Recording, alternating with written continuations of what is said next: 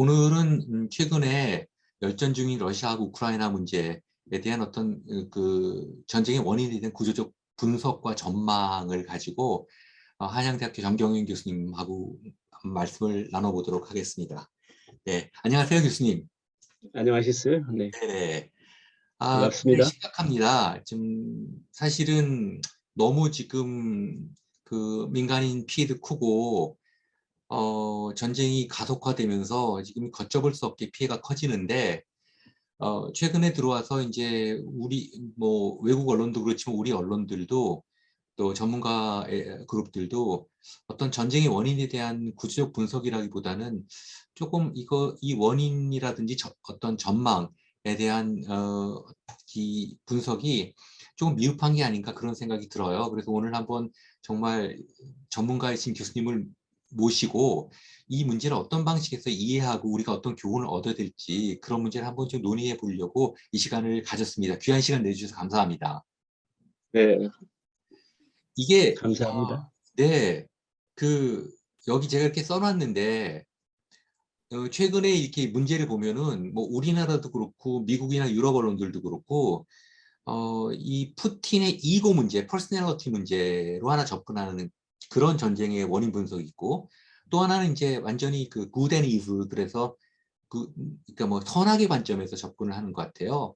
그래서 이제 여기서 제가 문제 제기를 그냥 한번 이렇게 해놨는데, is Putin a man of ego inflation? 그러니까 이제 뭐 자기 확신이 너무 강하거나 이제 과대망상적인 사람이냐. 요즘 뭐 푸틴의 어떤 정신 상태, 건강 상태에조차도 많은 문제를 제기하는 사람들이 있습니다.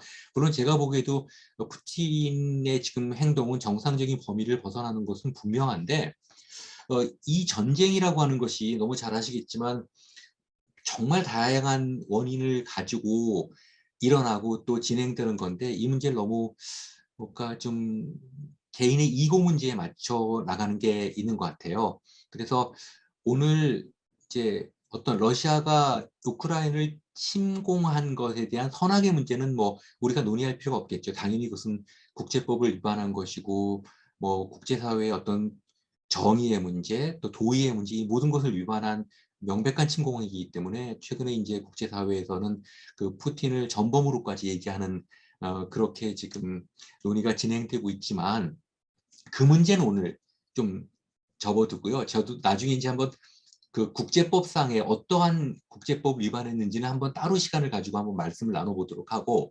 오늘은 이 전쟁이 도대체 어떤 원인을 가지고 일어났으며 어떻게 전개되고 있고 앞으로 전망은 무엇이고 우리한테 준 교훈은 어떤 것인지를 아주 구조적이고 객관적인 차원에서 한번 말씀을 드리고 그것에 대한 좀 교수님의 고견을 좀 얻고자 그런 생각을 해보고 있습니다. 이제 여기 제가 이제 문제를 제기할 때 원인을 이제 직접적 원인하고 간접적 원인으로 이제 나눴습니다. 그래서 이제 직접적 원인은 이제 뭐 우크라이나의 나토 가입 시도, 그다음에 이제 두 번째로는 이제 돈바스 지역의 분리독립 문제. 이 문제들은 이제 많이들 논의를 하시는 것 같아요.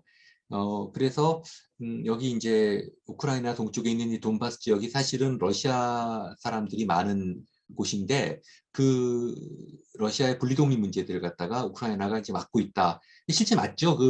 이제 러시아 푸틴 입장에서는 침략을 한 것이 아니라 일종의 평화 유지 활동을 하는 거라고 하지 않습니까?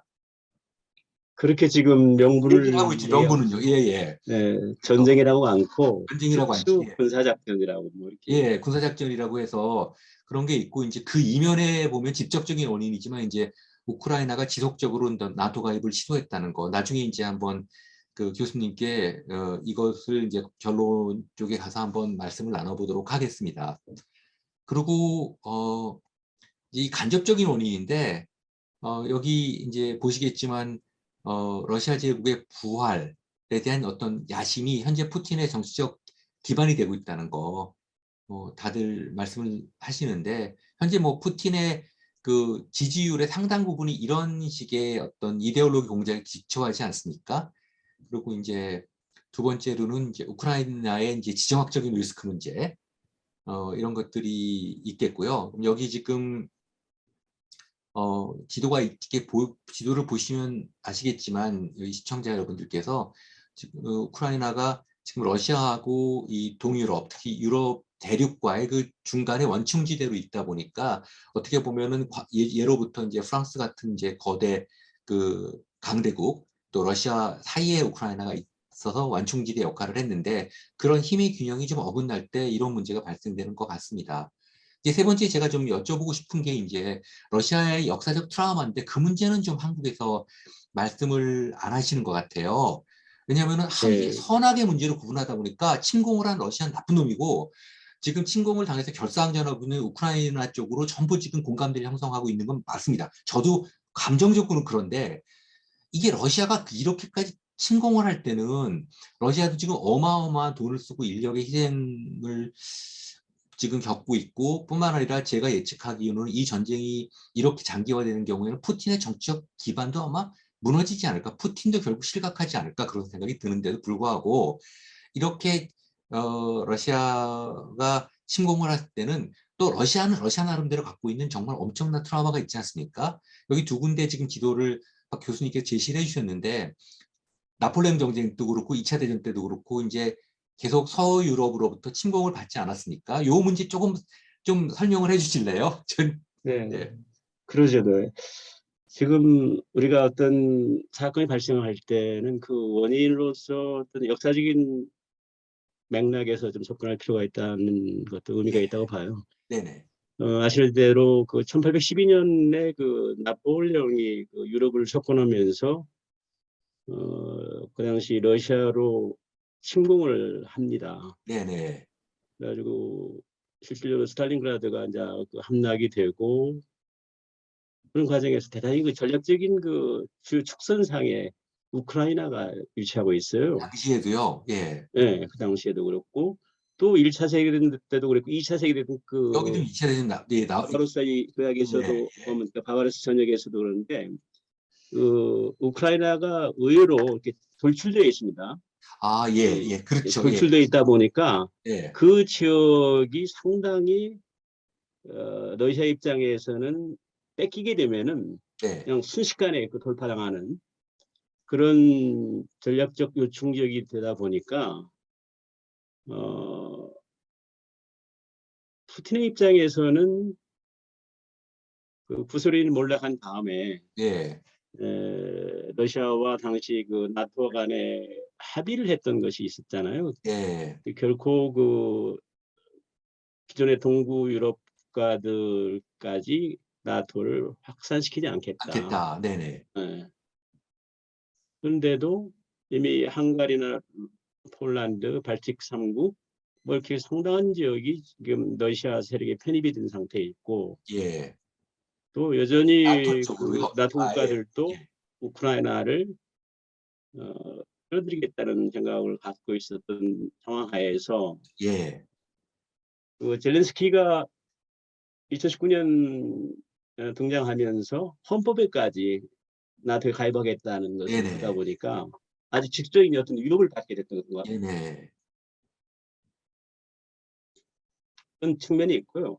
네, 또 그 러시아의 푸틴의 스스로를 짜르라는 인식을 갖고 있는 것 같아요. 예, 난 아까 짜르다. 말씀드린 그건데 좀, 그러니까 역대 보면 짜르 황제들은 러시아의 영토를 확장시키는 그들의 입장에서는 상당히 위대한 음, 어, 역할을 했던 친구로 인식이 되어 있는데, 근데 짜르 못지않게 그동안 조지아하고도 2008년도에 침공을 합니다.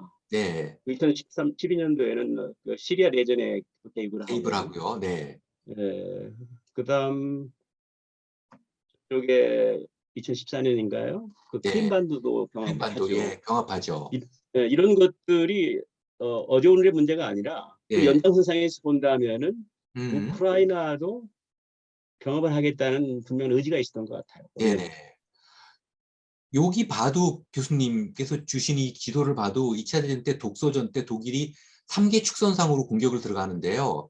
레닌그라드, 모스크바, 그다음에 우크라이나인데 이 우크라이나에 대한 공격이 가장 좀 독일의 예봉이 이쪽으로 향하지 않나요? 당시에 1940 이제 1년, 2년도에 그 당시에 보면은 독소 불가침 협정을 맺습니다. 맺기사. 맞죠, 맞죠, 예. 맺는데 이제 우선적으로 그 프랑스와 이쪽을 먼저 침공을 하고 예, 어, 독소 불가침 협정에 의해서 북으로부터의 공격을 사전에 견제시키겠다는 그런 전략적 구도를 갖고 예, 세계대전을 일으키는데 예, 그 과정에서 이제 그걸 보고 러시아는 이제 핀란드로 칩니다. 예, 예. 그렇게 치면서 완전히 불가침 조약을 완전히 유린하고 음, 러시아가 곧 또 동부 지역에서까지 공격해 올 것이다 하는 생각을 하면서 다시금 그 러시아 침공으로 방향을 바꾸죠. 예. 여기 두 가지 지금 제시해 주신 지도를 봐도 최근에 이제 뭐 19세기 이후에 러시아는 계속 지금 서쪽이 위협을 받고 있지 않습니까? 이게 보면은 상당한 역사적 트라우마가 있기 때문에 러시아는 어떻게라도 이 서유럽의 어떤 동진을 막아내기 위한 그런 필사적인 어떤 노력을 하고 그 완충 그 축선상에 우크라이나가 존재하는 것 같아요. 물론 다른 우크라이나 갖고 있는 어떤 정치, 경제적 의미도 있지만. 그런데다가 이제 그 전쟁의 원인을 제공할 때 여러 가지 평가를 할 수가 있는데요. 외부적인 요인도 못지않게 중요한데 우리 민족의 전쟁의 역사를 쭉 되돌아보면은 그 내환이라고 하나요? 네. 분열돼 있고 국론이 통합이 안 돼 있고 정치적으로 불안정하고 하는 그런 와중에 침략합니다. 아, 그렇죠. 그 네. 나중에 한번 근데 말씀해보겠습니다. 실질적으로 우크라이나는 상당한 소비에트 연방공화국의 구성국이었을 때는 경제적으로나 군사적으로도 가장 강한 강한 또 국가였거든요. 경제적으로도 훨씬 네. 지금보다 강했다 그러더라고요. 네. 뭐 해까지 가지고 있었던 거 뭐 핵이야 아닙니까? 뭐 세계 세 번째로 예 엄청난 나라.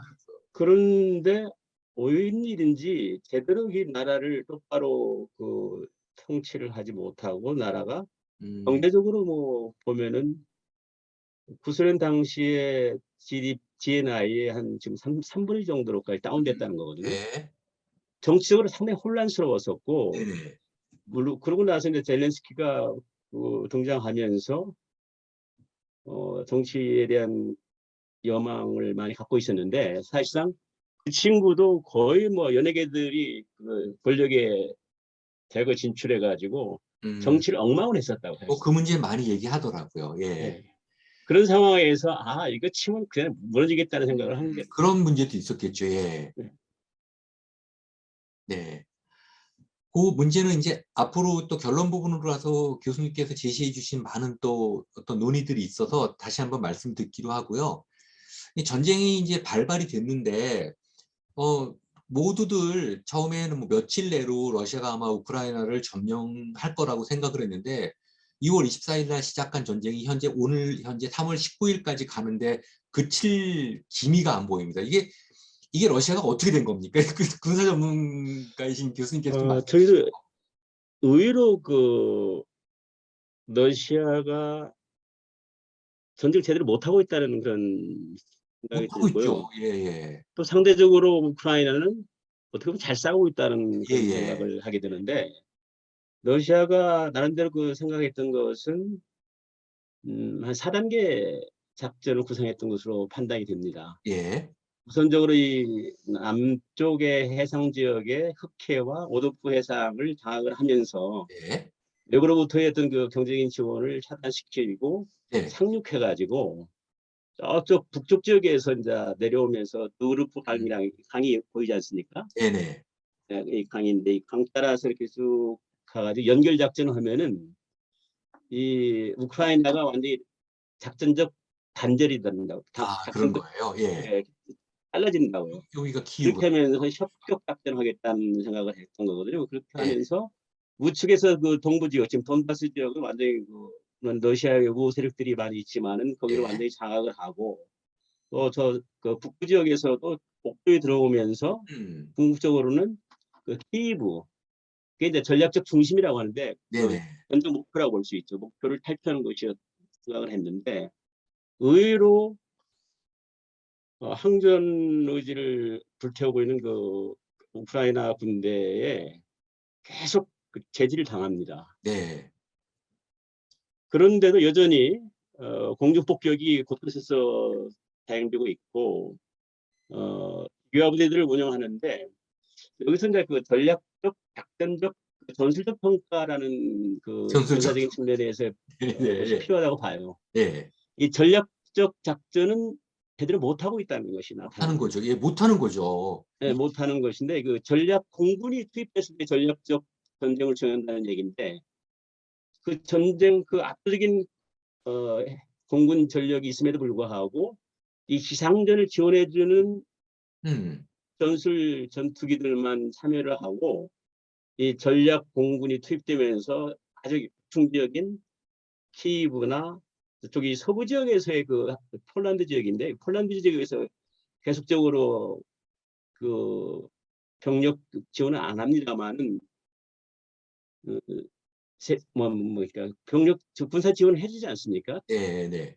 여러 가지 그 대공포랄 때 대전차 화기 같은 걸 지원해 주다 보니까 거기를 차단시키는 등등의 작전들을 좀 용맹스럽게 해야 되는데 그게 예. 제대로 못 두고 있다는 차원에서 아직도 전략적 전쟁을 수행하지 못하고 있다는 하나의 아, 평가가 전략적 나오고, 전쟁을 수행하지 못하고 있다. 네. 두 저도 이해가 안 번째는 되는 거예요. 의외로 이 네. 정치 심리자라는 게 상당히 작용을 하는 건데 음, 국제사회로부터 이렇게 완전히 고립된 상태에서 작전한다는 것이 그 내부에서도 국민적 지지가 있어야 되는데 네. 그런 것을 함께 하면서 전쟁을 하고 있는가 하는 문제점도 있고요. 네. 전쟁을 지도한다는 푸틴과 그 네. 전쟁 지도의 그 참모 요원으로서 서포트하고 있는 핵심 요원들이 과연 그런 그 전쟁 상황을 직시를 하면서 사태를 아주 그 전략적으로 지금 접근하고 있는가 하는 측면에서는 상당히 어처구니 없는 그런 예. 전쟁을 벌이고 있지 않나 도저히 하는 이해가 생각이 안 들어요. 되는데요. 예.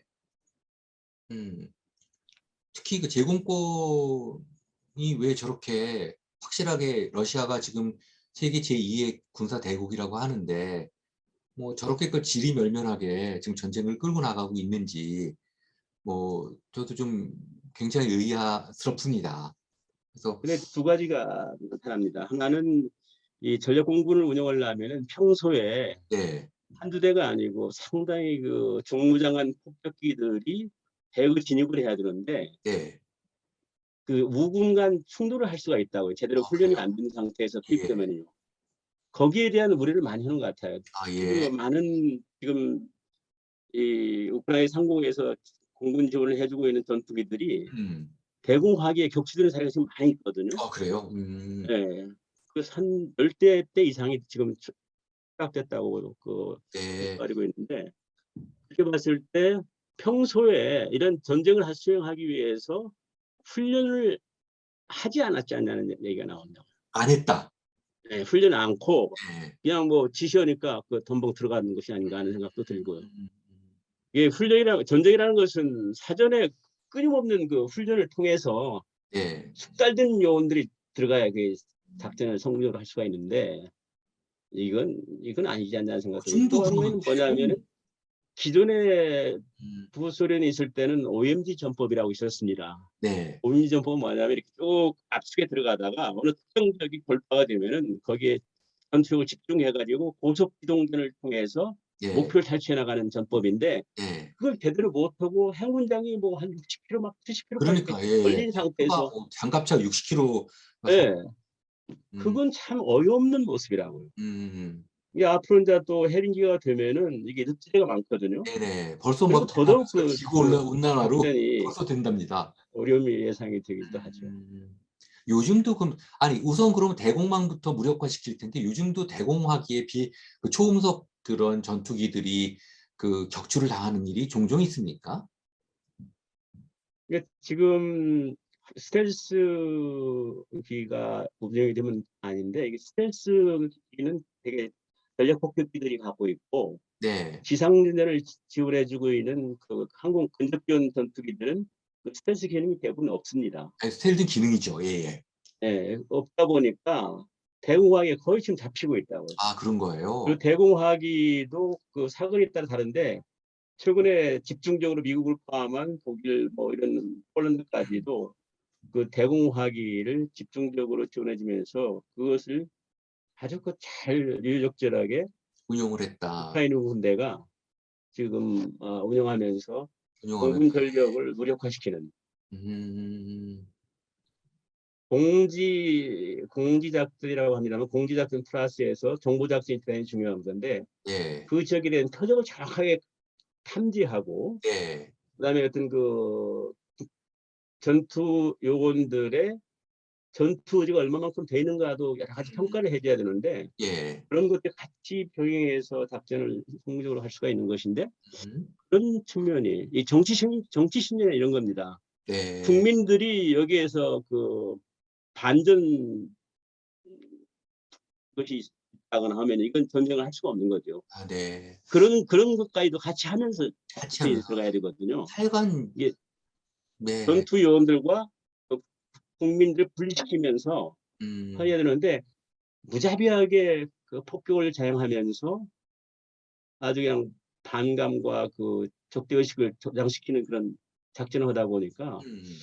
이거 참 이게 아니옵시다는 생각이 들어요. 네, 하여튼 저도 굉장히 지금 미스터리했습니다. 저 이해가 안 되는데 일단 이 상황은 뭐 조속한 시일 내에 전쟁이 끝나고 나서 한번 전술적으로 또 군사적인 측면에서 한번 분석을 해볼 필요가 있는 것 같아요. 우리가 교훈을 삼기 위해서도 세계 제2의 군사 대국이라는 러시아의 지금 육군과 공군이 이렇게까지 지금 그 효과적으로 전쟁 수행을 못하고 있다는 거, 그냥 하나의 기술적 차원에서 얘기입니다. 뭐 잘 해서 뭐 우크라이나를 초토화시키라는 소리가 아니라 그런 문제들은 굉장히 지금 의아하다. 단순히 뭐 우크라이나의 뭐 결사항전 의지 때문만은 아니고 뭔가 러시아가 지금 저 작전상의 운영상 실수를 하고 있는 게 아닌가, 그런 것들을 한번 다시 이제 봐야 될 것 같습니다. 이, 여기서 이제 앞에 네, 한번 다시 한번 볼까요? 그 아, 그럴까요? 네. 앞에 그 전투 피해가 우리가 잘 예, 여기 피해 접목하는 상황이 이유는 지금 있죠. 예, 피아 간에 이런 예, 그 오늘 러시아 현재입니다. 측과 보면은 우크라이나가 전사자가 3,800명, 음, 그다음에 사상자가 지금 안 나타나고 있는데 사상자는 꽤 많은 것으로 예, 예, 집계가 부착기 되고 중이라고 있더라고요. 나오네요. 예, 한 실종까지. 15,000명 정도 또 얘기는 이런 예, 데도 보는데 그 러시아 측에서 발표한 것하고 또 우크라이나 측에서 발표한 것, 미국에서 또 나름대로 평가하는 것들이 많이 다른데 어쨌든 많이 다르겠죠. 예, 러시아의 피해가 예, 러시아의 피해가 상당히 큽니다. 예, 지금 제가 여기 이렇게 나와 있는데 기공식 집계는 2만 명이 넘는 것으로 나오다 보니까 예, 그 전투를 하는 과정에서 전사상자가 다수 발생한다는 것은 전투 의지를 약화시키는 예, 결정적인 영향이 되다 보니까 네, 네, 이 전투 피해에 대한 것을 보면서 과연 앞으로 전쟁을 얼마만큼 지속할 수 있을 것인가. 또 네. 한 가지 중요한 것은 어떻게 된 영문인지 후속 지원이 제대로 안 되고 안 있어요. 돼요. 예, 예, 네. 거기는 유류와 식량 같은 것이 제대로 돼야 되는데 식량이 없어가지고 완전 굶은 상태에서 전쟁하라는 예, 것은 그 탱크도 가다 서 있고 그냥 기름이 네, 없고. 서 있고 막 예, 그리고 부속품 같은 것도 그렇고 제대로 정비가 되지 않다 보니까 예, 어떻든 우리가 러시아 그 강군에 대해서 상당한 정도로 우려를 했었는데 그 우려는 달리 과대평가면이 분명히 있었지 않나 하는 생각이 네. 또 여기서 이제 참 우리가 놓치서는 안 될 파트 이 전쟁이라는 것이 부인들만 이렇게 사상자가 있는 것이 아니라 민간 사상자도 수없이 지금 일어나고 수없이 많죠. 있어요. 그럼요. 예, 네, 예, 공습 때문에 그 키우 같은 경우는 한 15,000명이 지하 100m에 있는 그 지하 뭡니까 지하철에 대피소가 있다는데 네. 거기서 하면서 막 굶주리고 있고 질병에 시달리는 이런 사람들을 포함을 해서 뭐 말도 무려 못해요. 250만이 자기 모국을 떠나고 있다는 것은 그러니까요. 얼마만큼 참 예, 예. 참담한 겁니까? 참담한 거죠. 지금 뭐 그건 전쟁. 참 있을 수 없는 거거든요. 네네. 이거 지금 일단 뭐 교수님하고 이 전술적 측면, 군사적 차원의 분석을 일단 중간에 한번 해봤고요. 이거는 좀 이제 전쟁이 끝난 다음에 다시 한번 이 문제를 분석을 해봐야 될 것 같습니다. 이제 이 현재의 전쟁을 조금 더 넓은 시각, 국제적 시각에서 이렇게 보자면은 뭐 당연히 1차적으로 이 전쟁은 러시아와 우크라이나의 전쟁이지만 그 이면에 어, 중국도 있고 그다음에 우크라이나 뒤에는 당연히 나토가 있고 그다음에 나토 뒤에는 이제 미국이 있죠. 미국이 있는데 또 교수님께서는 이것을 이제 뭐 자유주의 체제하고 이제 뭐 포갑 체제 이렇게 이제 분석을 하셨어요. 그걸 이제 종합적으로 가지고 한번 이제 이 전쟁의 외측에 있는 그 어떤 액터들, 그 행위자들의 입장들을 한번 이제 말씀을 나눠보겠습니다.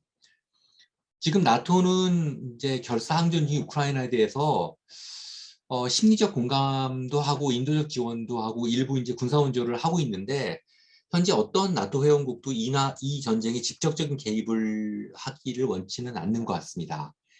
근데 제가 보기엔 이렇게 이제 각국이 이 전쟁과 관련해서 이제 자신들의 손익계산서를 놓고 주판을 두드리는 것 같아요. 그리고 이제 최근에 뉴스지만 어, 유럽 이제 나토 회원국들이 미국제 무기를 이제 대량으로 구입하기 시작했다고 합니다. 이제 이 상황을 보고 급 긴장을 해서 그래서 이제 독일 같은 경우에는 이제 F-35 특히 이제 뭐 세계에서 가장 비싸다는 그 스텔스 전복기 한 대 대당 1억 달러가 훨씬 넘는다는 거를 40대나 이제 구매 확정을 했다고 합니다.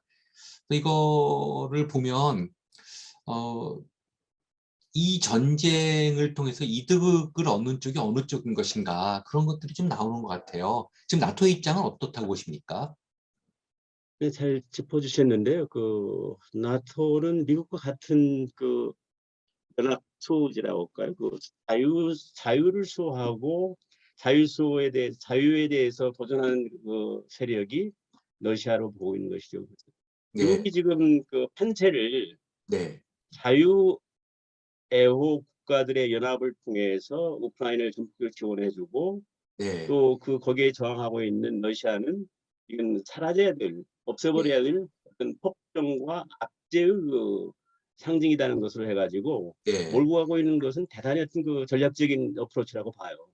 네, 그런데 그것이 그 상당 정도 호응을 받고 네, 있다고 네, 보는 것이 네, 엄청나게 지금 국제사회에서 인도적 지원과 경제 군사적 지원을 아끼지 않고 있지 않습니까? 네, 그 유엔에서도 뭐 그 결의안이 채택이 됐을 때 보면은 193개국 중에서 140개국 이상이 찬성을 하고 5개국만 반대를 했는데 5개국과는 뭐 분명하죠. 뭐 네, 그 러시아 입장에 있는 친구들인데 인도와 중국이 기권했다는 건 좀 상징적인 의미가 있다고 네, 봐요. 네, 어떻든 국제사회가 그 지금 러시아가 침공한 이 사실에 대해서 분노하면서 분노정을 그치지 않고 네, 러시아를 완전히 무너뜨리겠다는 네, 국제사회 결기가 지금 작동이 되고 있다는 측면에서 상당히 참 우리 입장에서는 네. 고무적인 방향으로 가고 있다고 생각합니다. 근데 뭐 저도 그렇고 박 교수님도 그렇고 뭐 물론 지금 우크라이나에 공감하고 인도적 지원도 그렇고 뭐 국제사회 여론은 그런데 어느 나라도 지금 우크라이나를 직접적으로 돕겠다고 나서진 않지 않습니까? 그거는 일반적인 그것은 두 국가의 행위라는 가지입니다. 거는 뭔가 다른 나라의 전쟁이 났을 때 인도적 측면의 생각도 있지만 결국 그것과 연계되어 있는 자국의 국익을 지금 다 따지고 있다고 보지 않으시나요? 독일 그건 같은 두 경우도 현역과 가지인데요. 예, 군사적인 직접 개입, 이런 병력이 투입돼가지고 같이 그 우크라이나에 참전하는 국가가 없다는 것을 우리가 평가를 해야 되는데, 어, 러시아가 이미 주권 국가를 침략해서 전쟁을 일으킨 상황 하에서 만약에 우크라이나에 저에게 개입한다 하더라도 주권 국가에 대한 어떤 국제법적인 측면에서도 용납할 수가 없는 거라고요. 그리고 그 나토의 회원국이라면은 그런 그 상호 방위 조약 같은 것에 의해서 개입을 할 수 있겠죠. 무력 개입을 할 수가 있는 명분이 네네, 있는데, 맞습니다. 그거는 맞아요.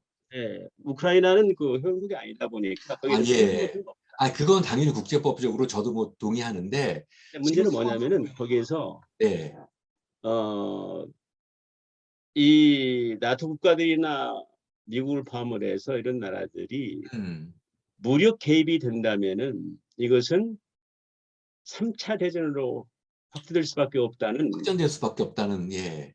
그런 인식에 이런 앞서다 인식이 있죠. 보니까 예, 예. 도움을 줄 수가 없다고 봐요. 그렇게. 아니, 그 말씀 맞는데, 저는 이게 일정 기간, 이게 그 각국이 좀 의도적인 거리를 두는 느낌이 좀 들어서 과연 국제사 여론은 그런데 나토 회원국들도 그렇고 뭐 다 이제 뭐 미국 문제 그 직후에 말씀을 한번 나눠보겠습니다. 근데 이게 뭔가 이 나토 회원국들도 이 전쟁이 빨리 종결되기를 원하는 것 같지가 않은 거예요. 제가 보는 느낌은. 뭔가 지금 이 전쟁으로 인해서 자기네들이 얼마를 챙길 것인가. 그런 문제들이 좀 있지 않나. 그러니까 속내가 복잡한 게 아닌가. 어떻게 보십니까? 뭐 독일 같은 경우도 그렇고요. 러시아 관계. 이런 경우 봐도 국내 정치적인 문제들도 있고. 지난번에 보니까 이제 좀 다른 얘기지만 뭐 핀란드 같은 경우는 자국에서 쓰는 핀란드 내에서 쓰는 천연가스의 98%가 러시아 천연가스고 이제 독일 같은 경우 49% 정도 현재 이제 그렇게 돼 있는데 하여튼 나토의 입장이 그 교수님 말씀도 분명히 일리가 있는데 단순히 이것을 어떤 자유주의제 포갑주의 뭐 러시아가 뭐 자유주의 세력에 서 있는 우크라이나를 침공했다 이 나토 회원국들은 좀 그렇게 보는 것 같지가 않은 느낌이 들어서요. 좀 그런 나토의 독일 경우를 말씀하셨는데 네, 독일이 그 경제적인 이해관계를 포함을 해서 러시아와 관계가 있다 보니까 상당히 어, 미온적이던 측면이 없지 않아 있었어요. 네, 그런데 이미 파이프라인 공사를 중단하겠다는 것을 발표를 했고, 네네, 지금 말씀하셨던 대로 미국으로부터 그 전폭기를 구매하는 데서 나타나고 있듯이, 그러면 상당히 지금 대공화기와 대전차화기를 포함한 군사장비 무기를 지원해주고 있거든요. 네, 그렇게 봤을 때 그 나토 국가들이 이 전쟁을 통해서 끝내겠다는 의지가 없다고 보지는 않는데 네, 분명히 이제 그 미국이나 러시아, 나토 입장에서는 여러 가지 속셈이 있는 건 또 있는 있죠. 것 분명한 것 같아요. 뭐 미국으로 한번 시각을 넘겨볼까요? 예. 이거는 저의 개인적인 판단이지만 뭐 뭔가 미국은 지금 전쟁의 조기 종결을 꼭 원하는 것 같지는 않는 눈치가 보입니다. 그래서 이 전쟁을 통해서 러시아 자체 세력을 좀 약화시켜서 동유럽에서의 미국의 입지와 영향력을 냉전 종식 직후 정도로 다시 상승시키고자 하는 그런 계산이 깔려 있는 게 아닌가. 그리고 뭐 지금 뭐 바이든 대통령의 이제 그 중간 선거를 앞두고 바이든 대통령의 인기도 이제 올라가고 있고, 그래서 이번 전쟁을 통해서 가장 큰 실익을 얻고 있는 게 미국이 아닌가 그런 지금 좀 생각이 들어요. 교수님 생각은 어떠십니까? 저도 그 동의하는 바이고요. 네, 생각을 같이 합니다. 그런 틈이 분명히 있다고 봐요. 추가해서 그 러시아를 국제 무대에서 완전히 사라지게 하겠다는 것은 하루 이틀 되는 것이 아니기 때문에 장기전을 통해서 아까 어떤 경제적인 제재나 외부로부터 일체 지원을 받지 못하고 국제사회로부터 러시아의 그 힘을 완전히 빼는 빼는 예, 네, 그런 정도까지도 생각을 하면서 전략적으로 접근하고 있지 않나는 생각이 들고요. 예, 예, 또 하나는 그 중국을 과연 이번 기회에 어떻게 요리할 것인가 네, 이런 생각까지도 하고 있는 것 같아요. 네, 그래서 여기 만약에 네, 이 전략적 협력 관계에 있는 중로 관계를 이번이 만약에 여전히 중국이 러시아의 경제 및 군사적 지원을 아끼지 않는다면은 이것은 쓸 수 없는 네, 것이라고 매도하면서 그 두 나라의 그 가까웠던 관계를 현재 이번 기회에 부여시킨다고 할까요? 그렇게 하면서 아주 그 묘한 전략적 부상을 갖고 이 전쟁을 치르고 있는 것이 아닌가 하는 생각도 들어요. 네.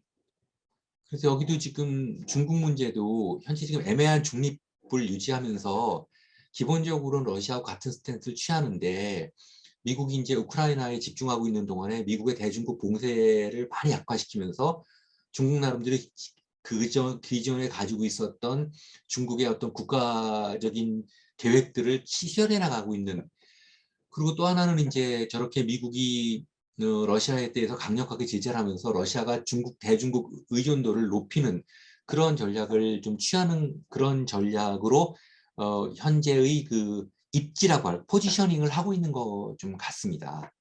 중국 입장에서. 그런 측면도 있고요. 네. 저는 이제 다른 시각에서 보고 싶은 면이 네네. 말씀해 있는데, 주십시오. 예.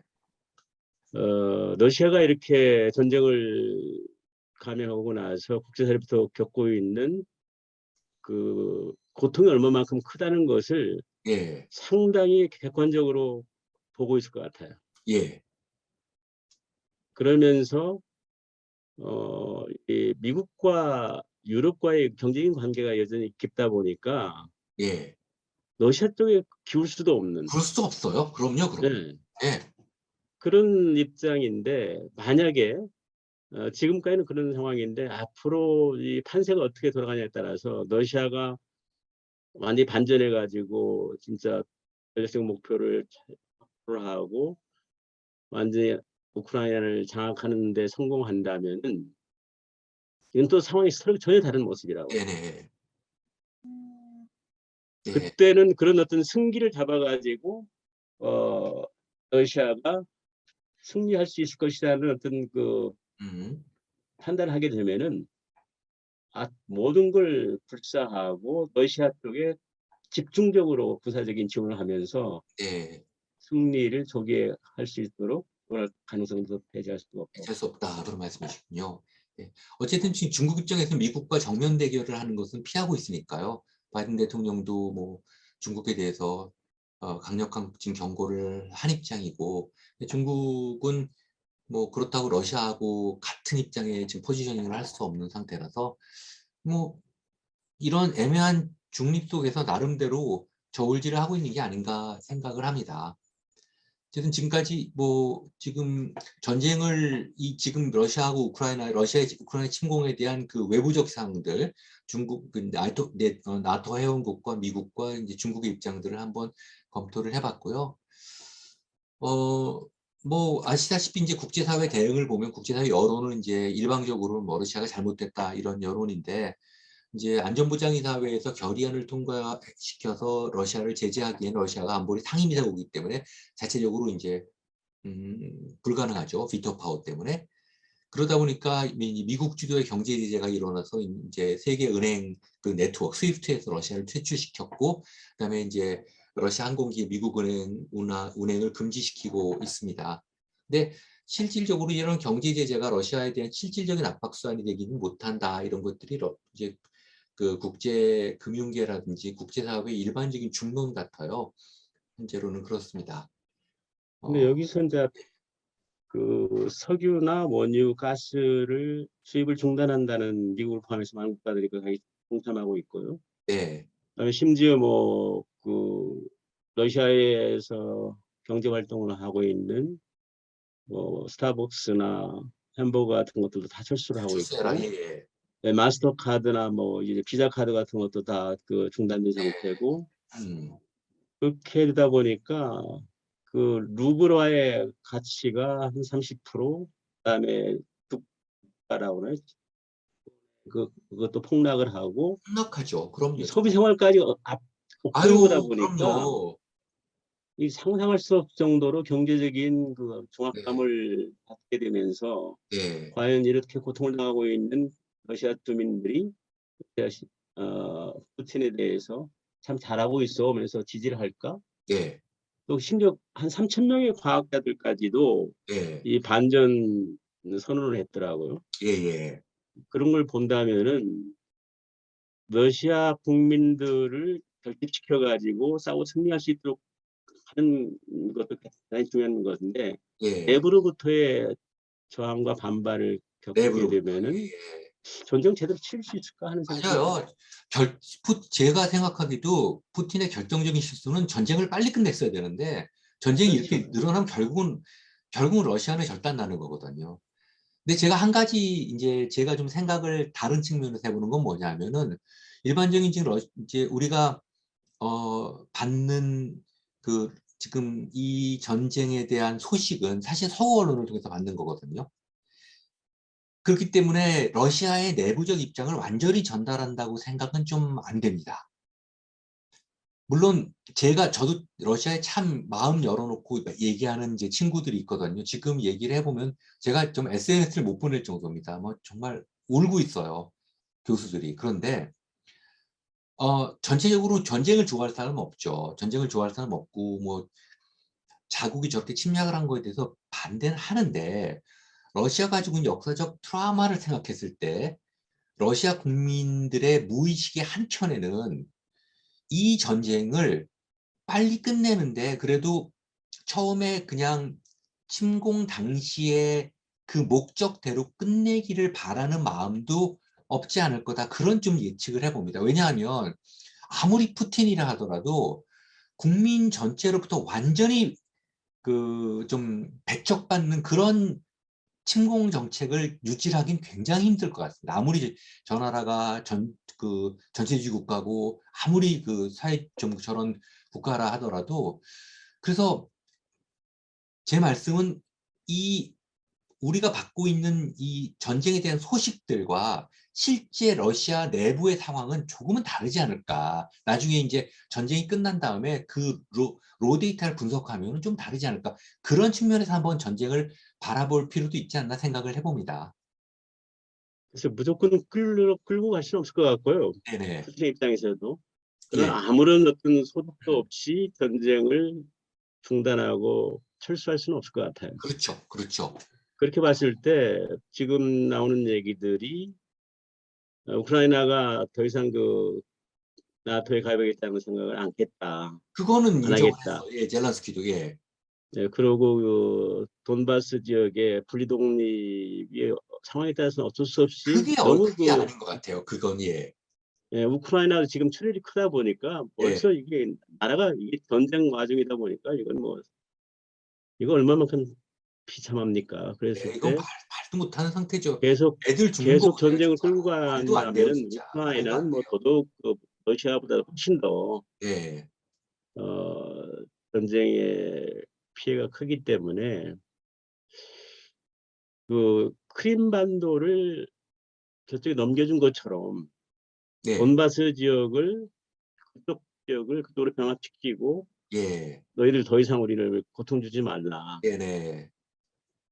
지금 푸틴도 직접 젤렌스키하고 만나서 한번 담판하자는 얘기가 나오는 것 같아요. 그러니까 예. 네. 그러니까 그 가능성도 있을 것 같아요. 지금 교수님 말씀대로 그저께부터는 BBC도 이제 보도를 하는데 어 대체적으로 여론이 이제 푸틴의 체면을 살려주면서 이 전쟁을 좀 마무리 짓는 방식이 어떻겠냐. 거기에는 지금 말씀하신 것처럼 나토에 가입을 지금 당분간 안 하겠다는 거는 젤렌스키도 받아들였는데 돈바스 지역이 결국 핵심적인 쟁점 같아요. 근데 결국은 아시겠지 뭐 전시 외교는 전황에 좌우된다고 이 전황에 따라서 이게 좌우되지 않겠습니까? 하여튼 오늘 현재까지는 그 문제는 크리티컬하게 서로 간에 양보를 못하고 있는데 현재는 그런 상태로 뭐 진행되는 것 같습니다. 참 너무 안타깝고 근데 제가 아쉬운 거는 이제 뭐 전망과 분석으로 지금 넘어가는데 이 전쟁은 교수님 아시다시피 어떤 all out war가 아니거든요. 그러니까 전쟁 자체는 전면전인데 러시아가 우크라이나를 침공한 거는 우크라이나 자체를 멸망시키거나 아니면 완전히 그냥 그 국가를 절단시켜서 자기 나라로 편입시키겠다는 그런 전쟁이 아니라 일종의 원포인트 전쟁이었잖아요. 우리로 말하면 예전에 정묘호란이나 병자호란처럼 이 나라를 완전히 멸망시키겠다 그런 의도로 들어간 건 아니지 않습니까? 어떻게 보세요, 교수님 생각에는? 우크라이나라는 자체가 이미 점령하게 독립되는데, 그 일단 전쟁을 할 때는 여러 가지 네, 전쟁 목표가 있지 않습니까? 어, 일단 완전히 점령을 해가지고 자기의 속국으로 만들 것인가 하는 예, 그다음에 자기말을 잘 듣는 위성 정보를 세우는 그렇죠, 그렇죠, 선에서 그렇죠. 하는 경우가 있고요. 네, 저는 그 두 번째를 그러면서 보고요. 일부는 자기 걸 챙기는. 네, 에, 근데 이제 앞으로 이제 전망을 고려할 때 여러 가지 이제 변수들이 작용을 한다고 보여요. 가장 네네, 중요한 것은 푸틴 스스로가 이 전황을 어떻게 평가를 하고 있고 네, 계속 밀어붙일 것인가. 밀어붙였을 때 자기들이 전략 목표로 생각하고 있는 그 키우를 점령할 수 있고 또 그 친러 정권을 수립을 해서 우크라이나에 더 이상 그 나토 국가에 가입하지 않는 조건을 완전히 충족할 것인가. 예. 이런 그 푸틴의 개인적인 생각도 상당히 크게 작용할 것 같아요. 앞으로. 그렇겠죠. 예. 또 한 가지는 아까 말씀드렸듯이 과연 국민적인 지지가 있느냐 하는 것들도 전쟁을 지속하는 데 상당히 중요한 영향을 미치다 보니까 그 문제도 하나 있고요. 예. 특히 그 경제적으로 이렇게 너무도 고통을 당하고 있기 때문에 뭐 지금 막 양쪽 다 뭐. 체감적으로 느끼는 거거든요. 예. 그랬을 때 국민적인 지지가 지속될 것인가 하는 것들도 상당히 퀘스천오블하고 맞습니다. 또 예. 우크라이나 입장에서도 보면은 너무도 많은 사람들이 죽어가고 있고 네. 그 수없는 아파트를 포함해서 건물들이 지금 참 다 무너져 가고 있는 상황에서 네. 전후복구를 생각한다면 이건 끔찍한 거거든요. 그렇죠. 예. 그렇게 됐을 때 이 전쟁을 계속 끌고 갈 것인가 하는 문제가 있고 뿐만 아니라 이 나토나 이런 국가들이 확전이 된다면은 이건 뭐 이제 3차 대전으로 걷잡을 수 진출하는 없는 거죠. 거죠. 걷잡을 수 없는 거죠. 예. 그런 가능성은 없다 보니까 예. 그렇게 봤을 때 전반적으로 이 작전 지속 능력이나 앞으로의 판세가 어떻게 되냐에 따라서 상당한 변수가 있겠지만은 음. 아까 말씀하셨던 어 푸틴의 체면을 살려준다. 해면을 살리는. 그럼 제 얘기가 예. 아니라 BBC 얘기입니다. 예. BBC 쪽. 체면을 살려주면서 일정 부분 자기들이 진짜 뺏을 건 뺐고 예. 더 이상 이 돈바스 지역 정도는 알았다. 그 네. 지역은 봉합하라. 네. 그것도 참 용납할 수 없는 건데 네. 너무 앞에도 뭐 그것까지 아무런 것도 그게 체면이란 저는 그것이라고 봐요. 네네. 해주면서 순식간에 그 철군할 수 있도록 합의를 하면 어떨까 하는 생각이 들어요. 여기도 제시하셨지만 지금 전쟁이 장기화되면 국가 부도로 이어지지 않습니까? 오늘 내일 한다는데 이 전쟁이 뭐 돈이 한두 푼 들어야죠. 뭐 사실은 하루에 얼마씩 드는지 아세요? 요새 전비가? 얼마 듭니까? 예, 저 여쭤보고 싶어요. 하루에. 네, 200억 달러라는 얘기가 정통인 것 같아요. 200억 달러요? 200억 달러요. 200억 달러. 그럼 우리가 지금 450억 달러거든요. 한국의 국방비가 국방비가 연간. 한국 국방비 반을 네, 하루에 하루에. 하루에 예, 맞습니다. 하루에 이렇게 그 전비가 치러진다는 얘기인데 네. 진짜 그 전비를 투혼하는 데 따른 재정적인 손실이 얼마만큼 크다는 걸 알 수가 있잖아요. 아니 진짜 그거 저도 여쭤보고 싶어서 얼마 드는지. 근데 저기 2003년에 전쟁 두 개 치르면서 미국이 1분에 전비 25만 달러 썼답니다. 1분에. 그러니까요. 2007년에는요. 한 달 동안 쓴 테러와의 전쟁의 한 달 전비가 우리나라 전체 국가 예산의 5%였어요. 2007년 국가 예산에. 200억, 그러니까 200억. 실질적으로요. 지금 잘 말씀해 주셨듯이 미국이 경제적으로 고전하는 가장 큰 이유는 이라크 전쟁과 아프간 전쟁을 통해서 경제를 진짜 말아먹게 했다. 말아먹게, 그쵸. 그래서 지금 그것에 대한 교훈 때문에 섣불리 미국이 아프간전에 무력 개입하지 않겠다는 것도 있어요. 이번 이 전쟁이요. 예, 우크라이나 네. 전쟁. 예, 예. 우크라이나에 예, 개입하게 예. 되면은 이 맞습니다. 경제에 미치는 파장이 너무 크다 오죽하면 보니까 저렇게 다 빠져나왔잖아요. 1분에 그렇습니다. 25만 달러 썼대요. 지금 그게 제 얘기가 뉴욕타임스에 그대로 나와 있습니다. 25만 달러 썼는데, 그러니 아무리 아니, 미국이라도 지금 결과적으로 미국이 그 두 개 전쟁에서 얻은 것이 뭐 있어요? 없죠, 뭐. 예. 마찬가지로 러시아도 빨리 생각을 고쳐먹고 예.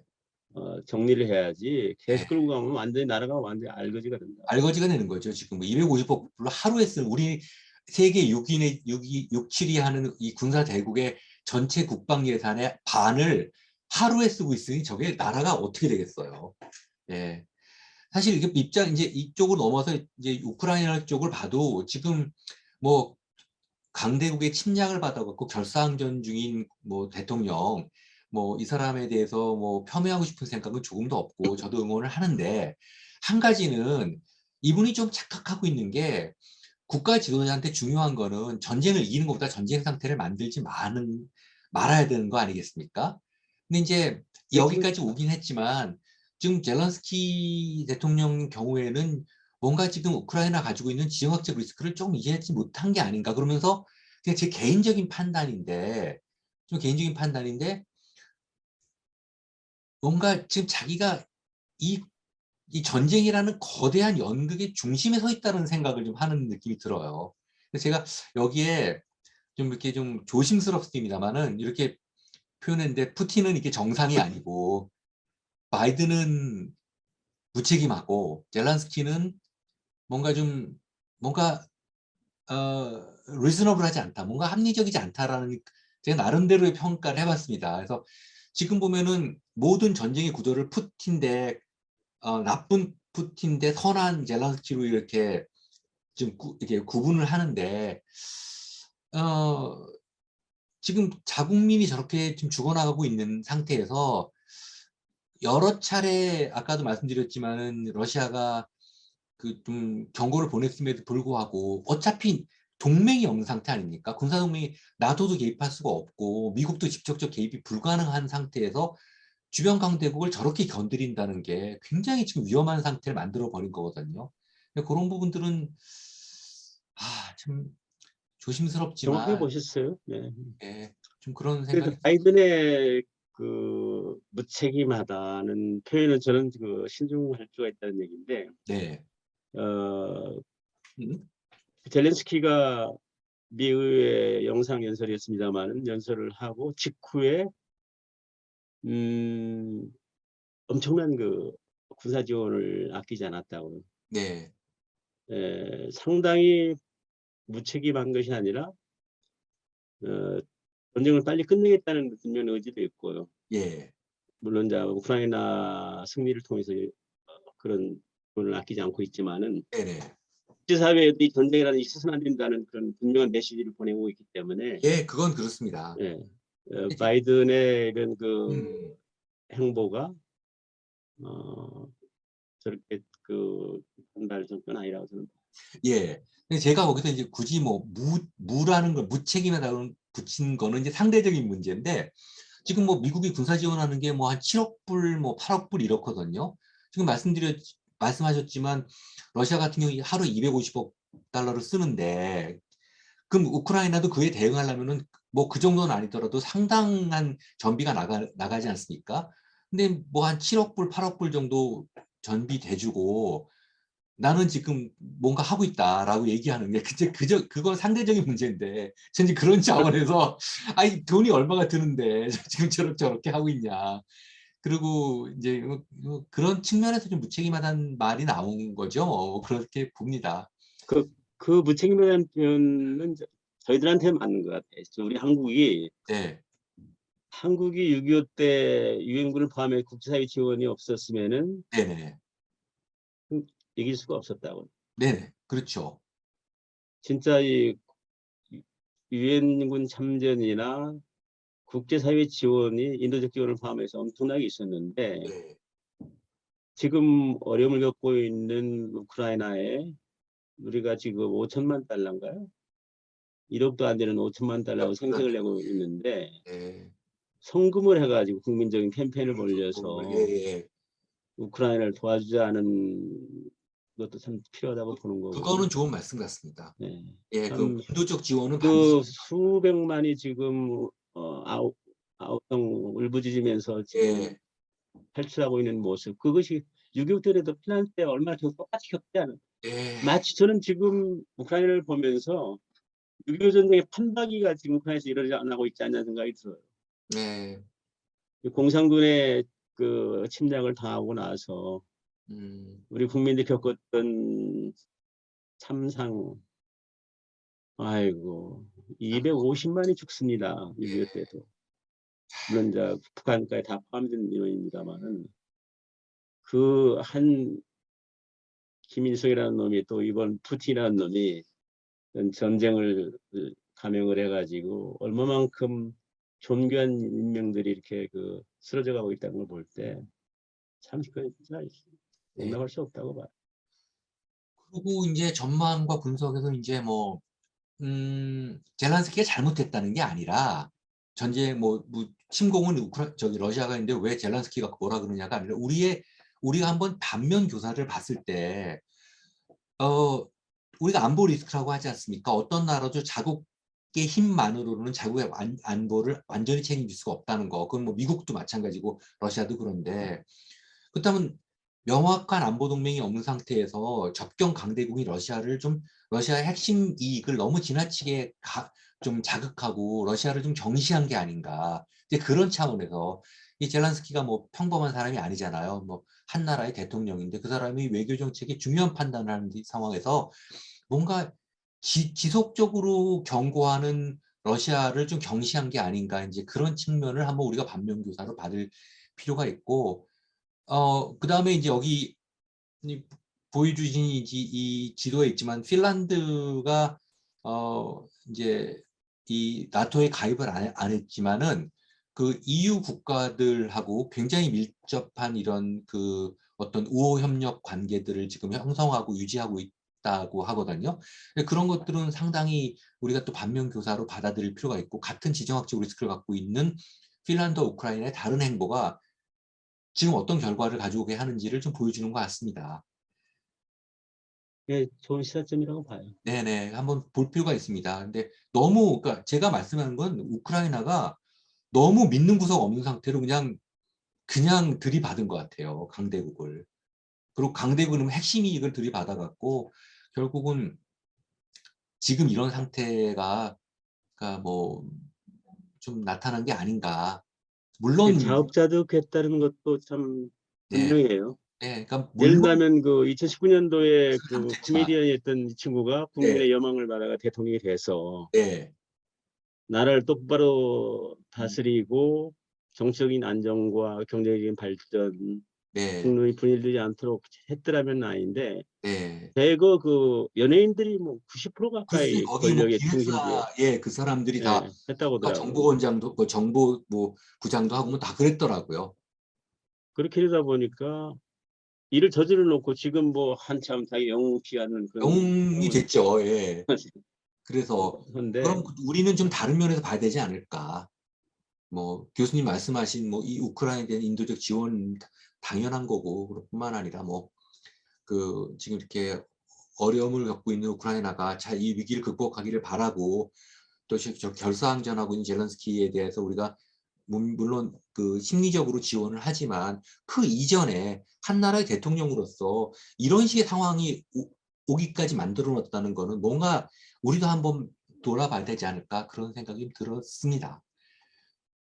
아, 한번 교수님 이 결론 한번 말씀을 좀 주시죠.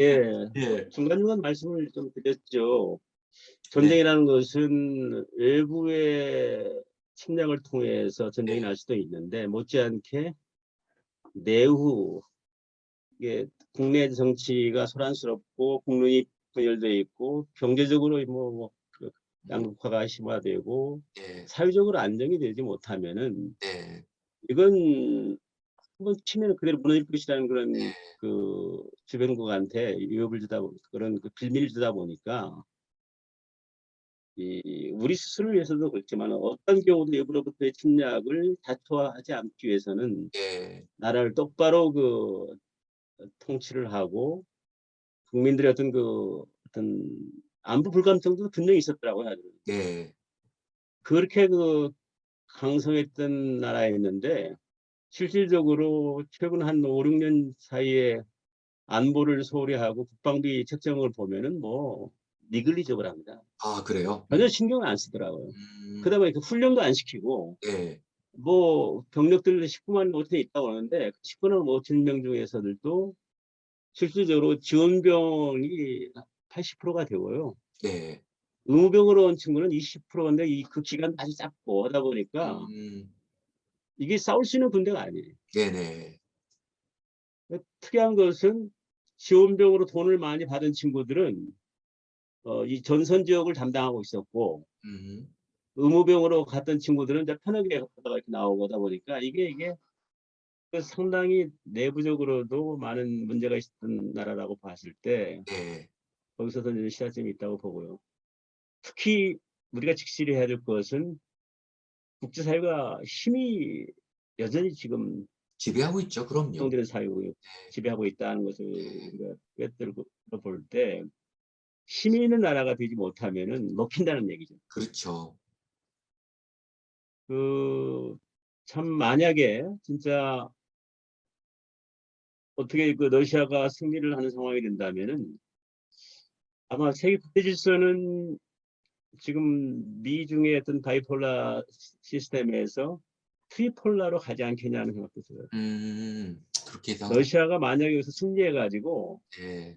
완전히 자기 유세를 굳히게 된다면은 국제사회의 발언권이 엄청나게 강하게 될 거고 네. 그것이 이제 이 동북아 지역까지도 영향을 주면서 시다. 예. 상당한 그 슈퍼파워로서 다시금 등장할 것 같다는 생각도 들고요. 네네. 그것을 지켜보고 있었던 중국이나 북한의 입장에서 아하 밀어붙이면 승산이 있구나 하는 네. 그런 어떤 묘한 것으로 작용이 된다면은 중국이 지금 심지어 2027년도에 분명히 대만을 칠 것이라는 얘기들을 많이 합니다. 네.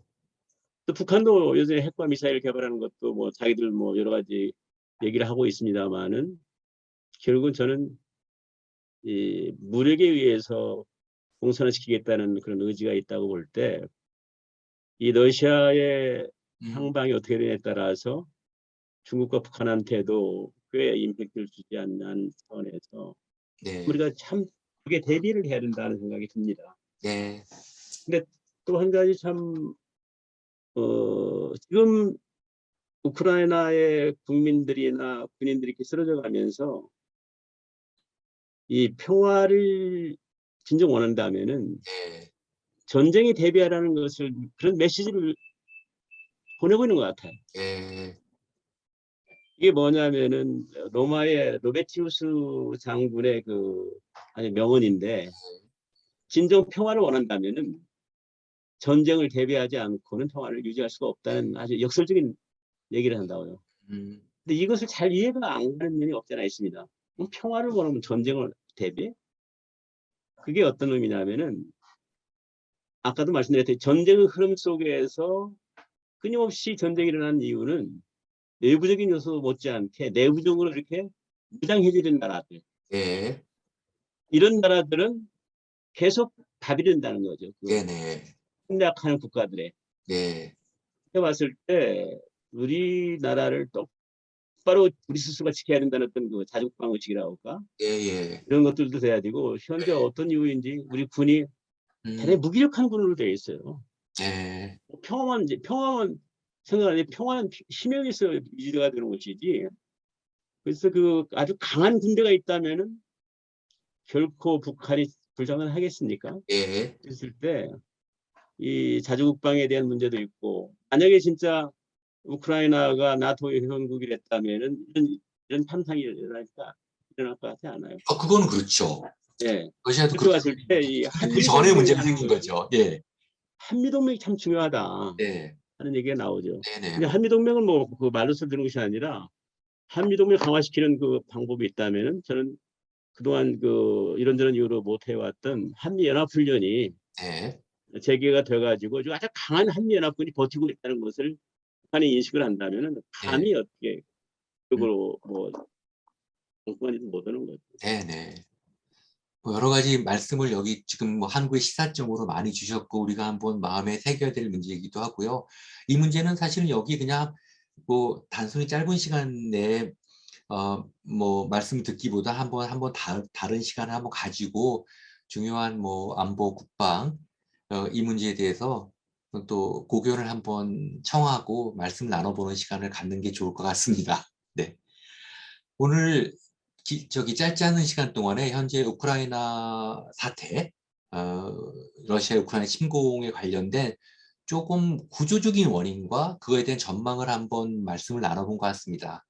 최근에 보면은 너무 좀 뭐 푸틴의 개인적 퍼스널리티라든지 아니면은 선악의 관점에서 이걸 보는 것 같지만 그런 좀 경향이 너무 좀 팽배해 있는데 전쟁은 그 원인이 다양해서 내부적인 문제, 외부적인 문제, 뭐 또 여러 측면에서 국내적인 문제, 국제적인 문제 이러한 원인들을 종합적으로 분석을 했을 때 그 본질이 나타나고 그에 따라서 우리가 어떻게 반면교사를 삼고 교훈을 얻을 수 있을 것인가. 그래서 우리가 좀 더 확고한 평화를 여기서 좀 확보할 수 있는 것인가. 이런 좀 결론이 나올 것 같습니다. 오늘 긴 시간 말씀 감사드리고요. 이 전쟁이 한번 끝나고 이 전쟁을 한번 다시 회고하는 차원에서 한번 모시고 싶은데 어렵지만은 그때 한번 또 시간을 내주시면 감사드리겠습니다. 아주 유의미한 오늘 그 시간을 가져서 감사드리고요. 네, 너무 감사드립니다. 꼭 전쟁이 진짜 조기 끝나고 혹시 끝나야죠. 네. 정말 너무너무 마음이 아픕니다. 지금 민간인 희생 이렇게 보고 또 우크라이나뿐만 아니라 러시아 군들도 보면은 무슨 죄가 있어 아이 20살짜리들이 거기 가고 지금 목숨을 버리고 지금 그런 상황이 되겠습니까? 그래서 좀 전쟁이 빨리 끝나는 것을 우리가 좀 함께 좀 마음속 깊이 기원하는 그런 우리 모두의 공감대로서 이 시간을 좀 마쳤으면 좋겠습니다. 다시 한번 감사드리고 네, 조만간 다시 감사합니다. 한번 이 전쟁에 대한 교훈을 가질 시간이 좀 빨리 왔으면 좋겠습니다. 전쟁이 빨리 끝나서. 네. 예. 오늘 하여튼 수고하셨습니다. 네, 정경 교수님 모시고 좋은 말씀 들었습니다. 감사합니다. 네, 네. 감사합니다.